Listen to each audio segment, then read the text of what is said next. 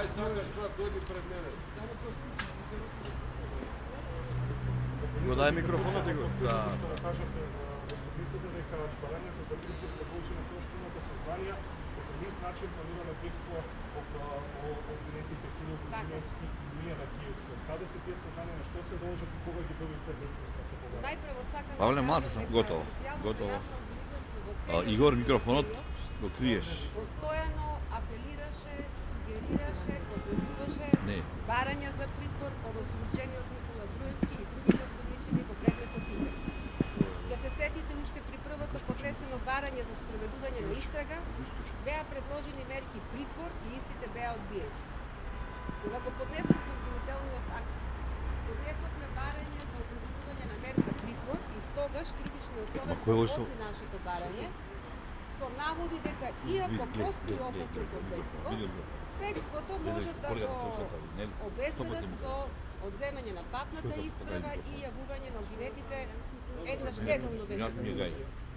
Во меѓувреме обвинетиот Никола Груевски побара јавувањето во судот еднаш неделно да му биде заменето со јавување еднаш месечно, по кое барање ние дадовме мислење дека треба да биде одбиено како неосновано, меѓутоа Советот кривичен на судот го прифати и денес тој има јавување еднаш месечно.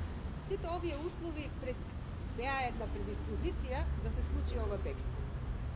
Затоа, кон предлогот, ние кога даваме дека се сомневаме дека ќе бега, сметам дека причината што бил политичар некој, дали бил имотен човек, дали бил многу важен во општеството, воопшто не е важно во тој момент, затоа што секој кога ќе се најде во една ваква ситуација, особено во Титаник, каде што обвинетите се обвинети за кривични дела со најмалку 4, 5, 3 години затвор, опасноста од бегство е сериозна. И мислам дека претходно таа опасност не беше земена сериозно во обзир. И се случи тоа што се случи. Какви информации имате вие како специјално јавно обвинителство, каде точно? Тоа не можам да го споделам. За Никола Груевски повеќе информации има судот отколку специјалното јавно обвинителство, бидејќи потерниците се издадени по налог на судот во предметот Тенк, а информациите кои ги имаме за сега двајцата притворени, обвинетите Кирил Божиновски и Милијана Киевски се дадени на судот и се образложени во мерките. Одредени информации не може да се споделуваат со јавноста, бидејќи се оперативни.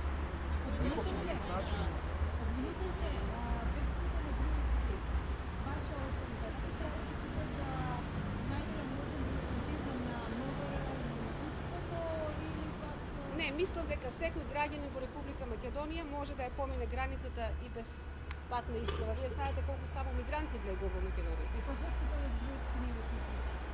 Ако е така? Па сега пред малку образложив зашто не беше. Одлука на судот. Во Тенк имаше пресуда, не се побара притвор за Никола Груевски. Побивувањето на пресуда. Имате ли коментари за тоа? За предмет кој не сум го работила, не можам да дадам коментар. Обвинителки каква ще да се нанесува на целата намера на СЈО, типичните се и избрани да се дојде до право и правда, граѓаните повторно да проверуваат во правосудниот систем сега со овој потек. Специјалното јавно обвинителство нема никаква вина и никакво ни најмало точка на вина за бегството на Никола Груевски. Постојано укажувавме, баравме, поднесувавме обвинение. Сега каде е вината институционална, како што кажав на очиглед на сите институции. Ние поднесувавме барање. Судот одлучува. Або по притворот не поднесувате барање? По кој притвор? По пресудата се за предмет кој не го работам не можам да давам издржба. Само уште за начинот. Рековте на ист начин се спремале. Кој е начин? Сето тоа не може да го споделам во овој момент со вас. Доколку постои најмало основано сомневање дека постои опасност од бегство, ќе биде поднесено за било кој што е во овие 21 лица обвинети и јас тоа го кажав во судската сала. А дали ова се односи на предметот империја? Дали за нив може да ги побарате нови мерки? За други случаи? Предметот империја има определено мерки притвор за лицата за кои се сомневаме дека ќе бегаат. Чекаме одлука по жалба, немаме уште добиено, јас барем немам добиено во овој момент.